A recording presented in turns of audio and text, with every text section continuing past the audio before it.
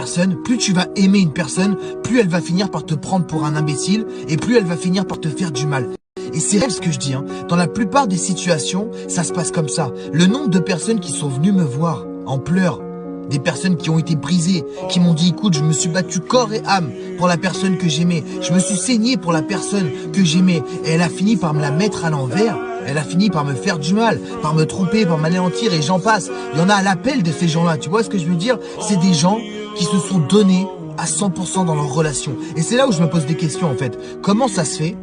Expliquez-moi comment ça se fait que quand tu donnes trop d'amour à une personne, elle finit par te faire du mal.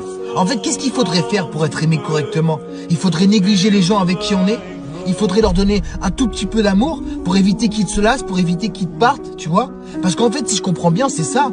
Les gens se lassent parce qu'il n'y a plus de challenge, parce qu'il n'y a plus de piquant, parce qu'il n'y a plus de... Tu vois?